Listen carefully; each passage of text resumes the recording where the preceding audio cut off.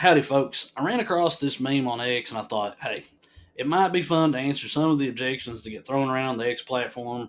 And since a lot of these objections are common in the real world too, it might be helpful for some. So, this particular meme starts out with a pill bottle labeled hard to swallow pills for Catholics. And then the bottom part of the meme shows the pills and says Romans 3:23 includes Mary.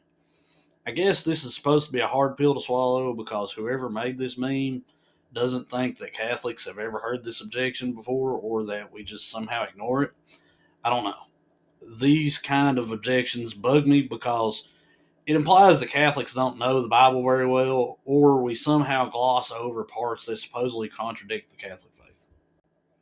So let's see what Romans 3:23 says and if it indeed is a hard pill to swallow. Romans 3:23 says all have sinned and fall short of the glory of God. So I assume that the hard pill to swallow is that this verse, taken by itself, seems to indicate that all have sinned, including Mary. And since the Catholic Church teaches that Mary was sinless, we somehow ignore this verse or just brush it away. But here's the problem: this verse doesn't automatically apply to Mary or prove that she sinned. The first thing I think we need to look at is context. It's really hard to take one single Bible verse out of the greater whole and say, that's what it is, that's what it means, and that's all it means. So, what is the context for this verse? In the first four chapters of Romans, Paul is comparing Gentiles and Jews. He is showing them that they are all under God's providence and all subject to sin. Whether you're a Gentile or a Jew, you're still a child of Adam and thus subject to original sin and the power of it. So, knowing the context of the verse, the question then becomes, is Paul saying that literally everyone has sinned and there are no exceptions? Well, no. We know that Jesus never sinned.